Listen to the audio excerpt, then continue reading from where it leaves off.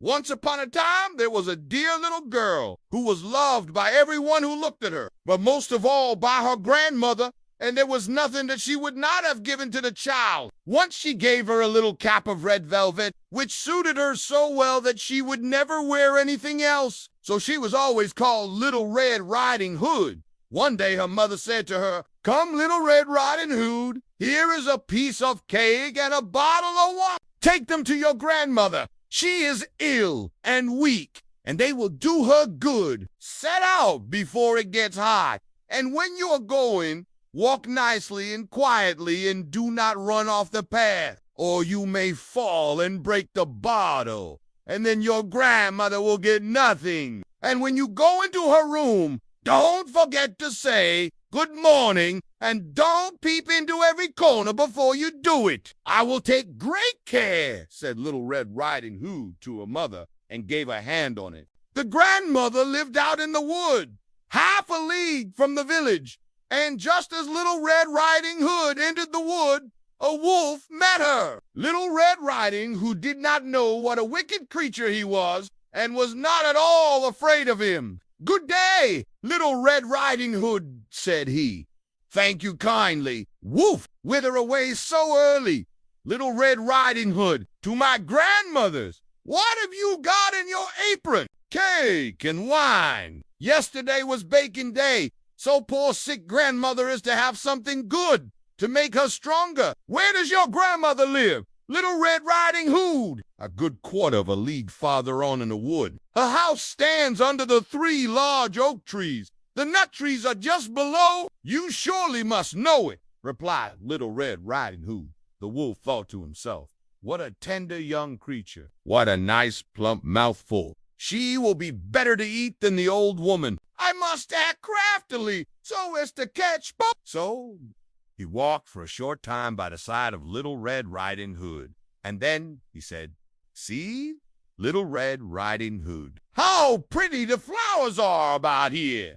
Why do you not look round? I believe, too, that you do not hear how sweetly the little birds are singing. You walk gravely along as if you were going to school, while everything else out here in the wood is merry." Little Red Riding Hood raised her eyes, and when she saw the sunbeams dancing here and there through the trees, and pretty flowers growing everywhere, she thought, "Suppose I take grandmother a fresh nosegay. That would please her too. It is so early in the day that I shall still get there in good time." And so she ran from the path into the wood to look for flowers. And whenever she had picked one, she fancied that she saw a still prettier one farther on, and ran after it, and so got deeper and deeper into the wood. Meanwhile, the wolf ran straight to the grandmother's house and knocked at the door. "Who is that?" "Little Red Riding Hood," replied the wolf. "She is bringing cake and wine.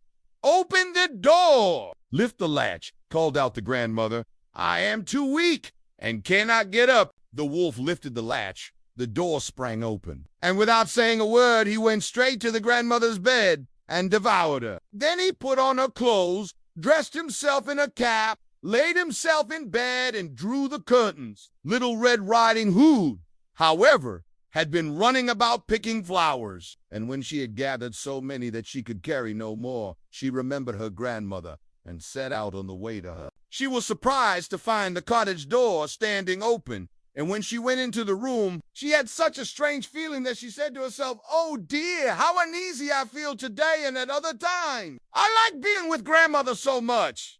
She called out, "Good morning," but received no answer. So she went to the bed and drew back the curtains. There lay her grandmother with her cap pulled far over her face and looking very strange. "Oh, grandmother," she said, "what big ears you have! The better to hear you with." "My child," was the reply. "But, grandmother, what big eyes you have," she said. "The better to see you with." "My dear." "But, grandmother, what large hands you have, the better to hug you with." "Oh, but, grandmother, what a terrible big mouth you have, the better to eat you with." And scarcely had the wolf said this, then with one bound he was out of bed and swallowed up Little Red Riding Hood. When the wolf had appeased his appetite, he lay down again in the bed, fell asleep and began to snore very loud. The huntsman was just passing the house and thought to himself, "How the old woman is snoring. I must just see if she wants anything." So he went into the room, and when he came to the bed, he saw that the wolf was lying in it. "Do I find you here, you old sinner?" said he. "I have long sought you." Then just as he was going to fire at him, it occurred to him that the wolf might have devoured the grandmother, and that she might still be saved. So he did not fire, but took a pair of scissors and began to cut open the stomach of the sleeping wolf. When he had made 2 snips, he saw the little Red Riding Hood shining, and then he made 2 snips more, and the little girl sprang out, crying, "Ah, how frightened I have been! How dark it was inside the wolf!" And after that, the aged grandmother came out alive also, but scarcely able to breathe. Little Red Riding Hood, however, quickly fetched great stones, with which they filled the wolf's belly. And when he awoke, he wanted to run away, but the stones were so heavy that he collapsed at once and fell dead. Then all 3 were delighted. The huntsman drew off the wolf's skin and went home with it. The grandmother ate the cake and drank the wine which Little Red Riding Hood had brought and revived.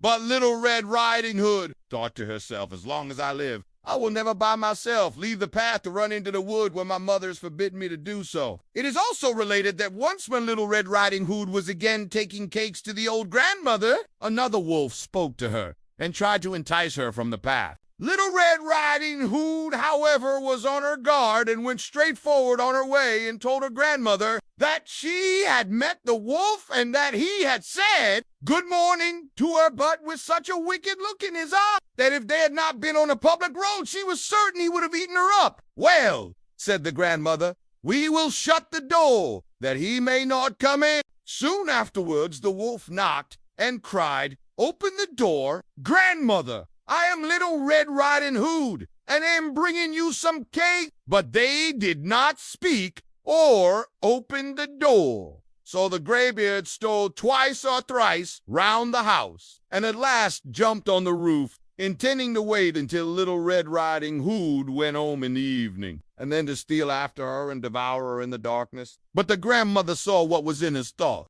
In front of the house was a great stone trough. So she said to the child, "Take the pail, Little Red Riding Hood. I made some sausages yesterday, so carry the water in which I boiled them to the trough." Little Red Riding Hood carried until the great trough was quite full. Then the smell of the sausages reached the wolf, and he sniffed and peeped down, and at last stretched out his neck so far that he could no longer keep his footing and began to slip, and slipped down from the roof straight into the great trough and was drowned. But Little Red Riding Hood went joyously home, and no one ever did anything to harm her again.